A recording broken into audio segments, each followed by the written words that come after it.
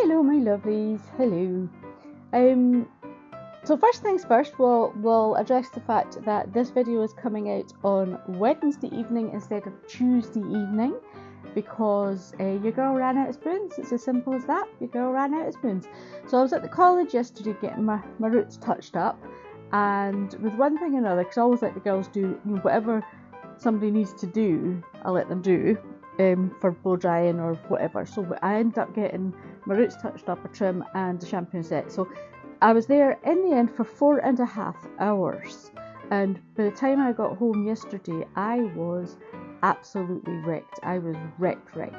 And I still had a little bit of editing to do to get this out, so hence it's coming out Wednesday night instead of Tuesday night, but that's okay. That's just the way things go sometimes. What else? Oh yes, we're not also going to touch on the fact that this is actually the second time that I'm recording this intro because I forgot to switch my microphone on and had no sound. And it's definitely on this time. I mean, I should probably pause and check that it's definitely on this time. Thank you, Stuart. Let's do that.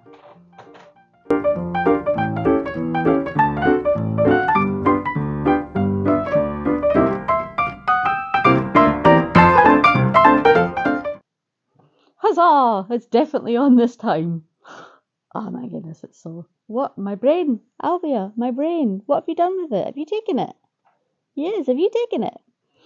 Anywho, so this week has been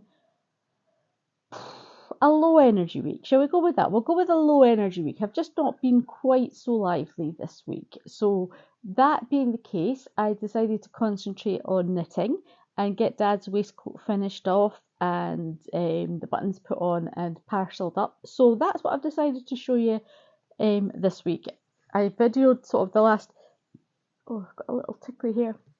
It's probably yours. So I'll walk you through the last sort of finishing up bits of that in this video. Also, I thought it would be fun to touch on a bit of linguistic fun. So one of the things that I really enjoy about having this, what is this? This YouTube channel. So professional. Having this YouTube channel is the fact that you guys come from all over the world and we use different words for the same thing. Even if we're all basically English speaking, we still seem to use different words for the same thing. So the title of this video is Where a Waistcoat Ends and a Vest Begins, and I thought we'd talk about that in more ways than one, because to me, growing up, and what I would still use, a garment that is sleeveless but has buttons down it, whether knitted or fabric, is a waistcoat. That to me is a waistcoat. And now I know that to Americans and things that's quite often a vest, but no, to me that is a waistcoat. Now, when it comes to vest, things get a little bit more complicated because, like, this garment, yes, I could call this a vest, but I grew up calling this a tank top, and I think to you Americans, a tank top is like a t-shirty, like exercise one. But to me, growing up, it was a knitted sleeveless sweater, or jumper as I would call it, was a tank top. But however, the vest has kind of crossed over a bit, so I will allow vest for this kind of garment as well. But if it has buttons down the front and is bifurcated, like opens up, then it is waistcoat in my book. So isn't it fun? Isn't it fun that we all like speak basically the same language, but it's not the same language, and we can just be like interested in what other people call things and enjoy it, because it's to be enjoyed, isn't it? Difference is good. We like difference. Difference is good. Anywho, I got sidetracked. On with the knitting. So yeah, I'll just walk you through the finishing off of the knitting, etc., and you can see how that went. Oakley. So the first thing we do is make sure that we've got things right sides together, but the left side on the left and the right side on the right, because that is, helpful, I find. And then we're going to get out our little tin with our little fancy, they're not fancy at all, but they're like the special needles I use for sewing together my knitting. and then I'm going to join the shoulder seams, putting my glasses on because I'm at that stage where I can't see the stitches if I haven't got my glasses on. So these shoulders were cast off in 3 sections. You cast off a certain number, do a row, cast off another, the same number, do a row, etc. So they're sort of stepped to allow for the slope of the shoulder. It's not my favourite way of doing it, but that's the way that the pattern did it. So I'm sewing together the cast off edges of the two shoulder seams. Honestly, I promise I can speak. Then I'm going to go down a needle size from the main body. I have these wonderful interchangeable round circular needles, and then I realised that actually I had a set already prepped up that were the smaller size. So I just double checked that on my size gauge thing, which is the handiest tool I have. And as it happened, the ones I had prepped up were the size that I needed. So that was smashing. I didn't need to change over the needle heads on the cable. I also thought it would be a really good idea to actually look at the instructions and see how many stitches I was to pick up, just for, just for a wee change. I thought it would be, good. And actually this was a really helpful set of instructions. Rather than just saying pick up X number of stitches over the course of, it actually said pick up 3 stitches for every 4 rows, which was brilliant. It saves me having to go away and do the math. So it said to pick up the cast off stitches, each one under the arm, and then 3 stitches per 4 rows across the armhole, which was just fantastic. And then I chose to moss stitch it. The pattern was for a rolled stockingette finish, but I chose to moss stitch it. So once I'd done 6 rows of moss stitch to match the bottom that I'd already done and the pocket tops, it was time to cast off. And I just did that for each armhole. And I prefer to do that before I close up the side seams, and then I can go ahead and sew up the side seams all in one go with the tail of the thread there that I've just finished casting off with. And that saves me having to knit with long tails hanging about, because then the tail's just there at the end when I'm ready for it. So now that I've done the casting off, I'm going to sew that side seam together nice and neatly. I make sure like the full 6 rows of the edge stitch are neatly sewn together, and then I try as best I can. I can't remember what it's called, the joining stitch that I use. I think I don't think it's the blanket. I cannot remember the joining stitch that I use, what it's called, but I kind of overcast it. That's the way I like to do it. It's the way I was taught to do it, and it gives a really nice finish to the inside seams. So once I'd done both armholes and sewn up both side seams, it was time to do the button and buttonhole border and back neck. So again, specs had to go on, and we're starting with the right side facing us, as we always do when we're picking up stitches. And once again, it said 3 stitches for every 4 rows, which was brilliant. So I picked up all those stitches all the way up and round the back of the neck. I had some cast off stitches at the back of the neck, but actually I didn't pick up every single one of them because I like to just bring it in a tiny bit. So I picked up most of them, but not all of them. Every 4th I skipped, I think, or every 4th or 5th I skipped. I can't actually remember now because it was earlier in the week that I did that, and now I'm doing the voiceover. I can't remember. And then once again, six rows of moss stitch. However, in amongst that, we're obviously having to do buttonholes, and I needed to remember that it's a man's waistcoat that I'm doing, so therefore the buttonholes are on the opposite side to how I would normally do them. And that took a bit of remembering, I'm not going to lie, because my brain, as we discussed last week, is mince. So anyway, I got to where I wanted to do the buttonhole. I do a yarn forward, yarn to the front of the work, knit 2 together with the yarn round the needle, and then carry on for another 12 stitches and do it again for the number of buttonholes required. On the way back, we get to that yarn over that we've just left, and we do whatever the next stitch is. In this case, it was a purl stitch that needed to be done there. So we purl that yarn over, and that gives us that lovely little hole that we're left with for the buttonhole.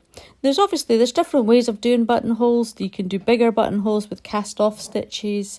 There's various ways, but that was the way that the pattern chose for these ones. So that was the way I did them. And then once we'd got to the 6 rows of moss stitch, it was time to do all that casting off again, and we didn't leave a long tail this time, we just left a short tail because we're just going to weave it in because we don't need to sew anything together with it. And that leaves us at the stage of weaving in our ends, which I know a lot of people absolutely hate, but it really doesn't bother me. I find it quite therapeutic, as long as there's not too many. Like if you're doing something stripy and there's like 3 million of them, then it's a bit of a faff. But on this one, there's not very many ends to weave in, so I just sit quietly watching the telly and get those ends nicely woven in so that they're, it just keeps try and make it as secure as possible without it being visible on the front. I don't think there's any right or wrong way to weave your ends in. Whatever way works for you that makes the ends lovely and secure without it showing through on the right side of the fabric is the right way. How you get there, up to you. And then it was time to choose some buttons. Now again, I'm faced with the same problem that I'm faced with every project, which is I don't have many sets of buttons, I have lots of individual buttons.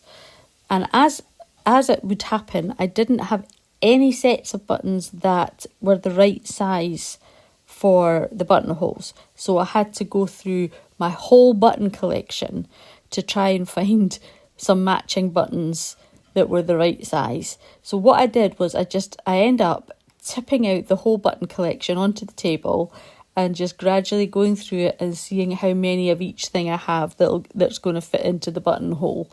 And I end up with buttons everywhere, but it's the way that works. And I did eventually find enough buttons, but I don't know about you guys, right, but I absolutely love getting my hands in about my button collection. I love the feeling of running my hands through my button collection. And I know like my Annie, my daughter, has always loved doing that, and she likes putting them in colour order and all things like that. I love playing, and as an adult, my version of playing with my button collection is just when I'm going through it to find buttons for a project, because they're just so satisfying to play with, really. And so in the end, I had the most of these little, they look black on here, but actually I think they're a very, very dark navy blue, and they're pretty much perfect. I think they look really nice. They're a nice little size. They're not overwhelming, and they blend in quite nicely. So that's it. That's the little waistcoat finished. I'm so delighted with it. I gave it a wash. How my dad would wash it. I sewed in my little tag, "Love from Liz, handmade in Cornwall," and it's all ready to get packaged up and sent up to Scotland to Dad. So I always reuse the packaging that has come with other things. So I had a lovely little funky gold padded envelope that beautifully fit this. It was a bit of a squeeze, but it went in beautifully, I feel. And then I wrote a little message on the back for Dad, because what I was scared of, because I was reusing packaging and like taping it up, I was scared that he would try and open it with scissors and accidentally cut into his waistcoat, because, ask me how I know that these things happen. It's not the first time I've done it. So I write him a little message on the back to say, "Dad, this is your waistcoat. Please open with care." And as usual, you're going to have to peer through my hair because I forget that the camera's there and put my big noggin in the way. But that's all I'm doing there, is just writing the wee message for Dad.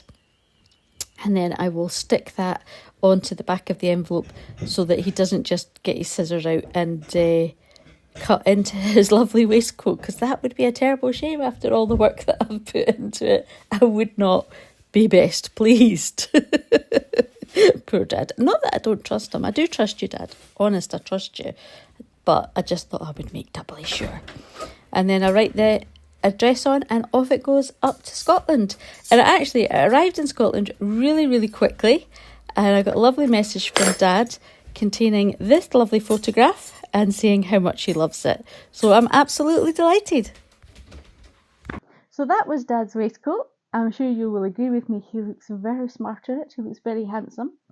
Dad's one of these people, a bit like myself, who even when we're dressed down and not really doing anything, we like to be kind of on the smarter side. So like wearing a shirt and a knitted waistcoat is perfect for Dad, even when he's just doodling about the house and playing his accordion. So he's got his body's warm, but his arms are free for I do this. This is not, by the way, how you play a piano accordion. For anybody watching that might be in doubt, this is not how you play it. Yes, it has got an in and out and fingery bit, but yeah, his arms are free for his accordion, and he seems delighted with it, and I am delighted with it.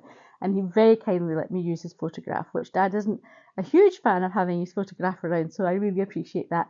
Thanks, Dad. Awesome. And there's love and DNA knitted into every bit, as all crafters know. Your own hair tends to get knitted into things, It's a thing. So yes, so that's it. So when I purchased the yarn for Dad's waistcoat, I bought it off of Vinted, I think I mentioned before in another video, and there was 10 balls. There was 10 50-gram balls, and Dad's waistcoat took just under 5. Just under 5, which meant I had just over 5 left. What was I going to do with that? So I decided to make myself a vest. And yes, I mean a vest, not a waistcoat. So I thought about using the pattern that I used for this one, but I want it slightly different. For a start, I want, like, this one's connected at the sides, and I don't want it connected at the sides. I want to have tie sides, and I also want a lower neck. So I found another pattern. I was going to do it myself, make up a pattern myself, and I did start, and I knitted like halfway up the front and then realised I'd made it too narrow and would have to start again. So I thought, right, okay, so I looked at a pattern to get a base level, and so I'll pop the picture of the pattern up here, and I'll try and remember to link it in the description, to use as a base for this vest. And then I went off on my various vest knitting adventures, because I've had a busy week. Although I've had a low energy week, I've also had a busy week. I had a hospital appointment, which means going across to Plymouth, and as I say, I was at the college yesterday getting my hair done, which again is going across to Plymouth. And of course, the knitting goes too. So here I'm just giving you some proof that I'm knitting in the waiting room. Stuart very kindly took a little bit of video for me. I hate waiting in waiting rooms, it's so boring, but it does give you a chance to do some knitting, so I suppose we use our time wisely, don't we?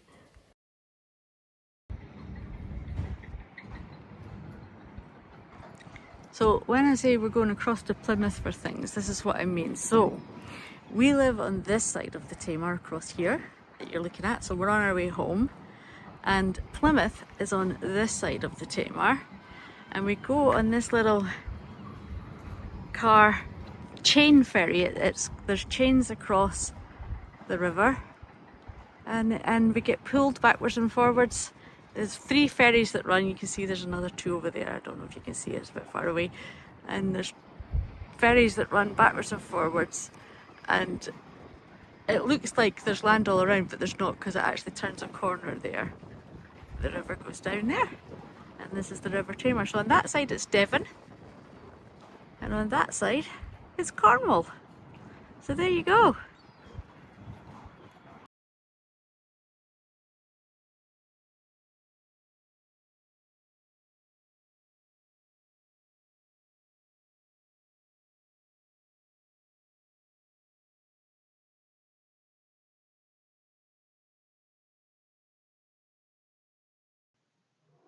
So after all that appointment and waiting room and ferry knitting, this is where I have got to with the front. So I'm doing quite well. I think I'm round about.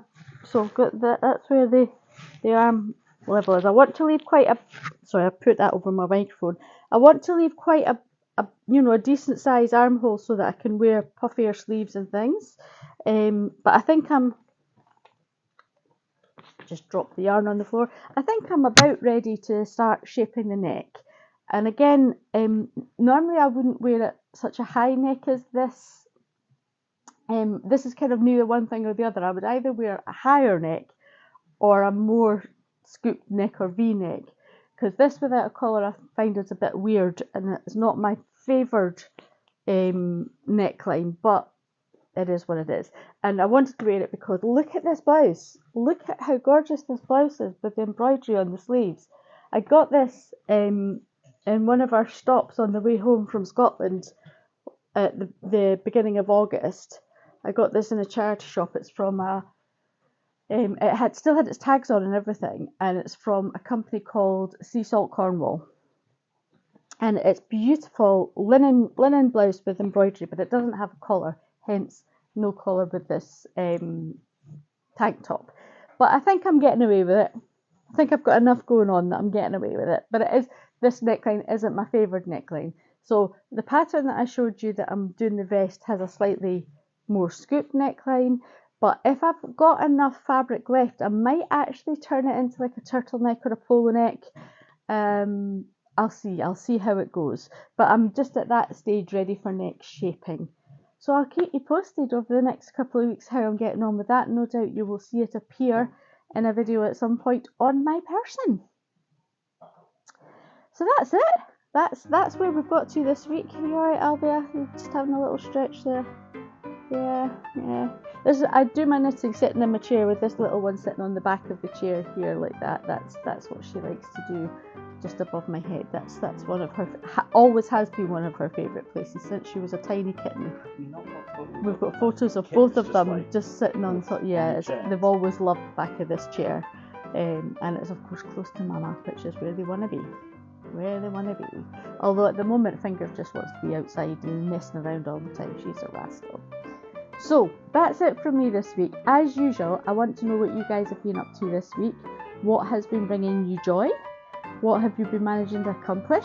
I know, like myself, a lot of you have varying energy levels. Some weeks that, there's not a huge amount going on apart from some crochet or whatever. Others of you have a bit more energy, and some weeks, even those of us with limited energy, have a good week. So let me know if you've had a good week, what you've been up to. I love hearing like who you're crocheting or knitting for. Have you managed to do some gardening? Have family visited? Have you visited? Have you been somewhere with friends? I'd love to hear what's been making you happy this week, because we're all about building up the positivity and remembering the things that we're happy about and that we're positive about, because there's enough going on that we're not positive about, that it's nice to remember all the things that we are positive about and that keep us going. So that's it from me. Hopefully I'll be back to my regular Tuesday schedule next week, but who knows? And so hope wherever you are, you and your loved ones are feeling safe and loved and well. And love from Liz.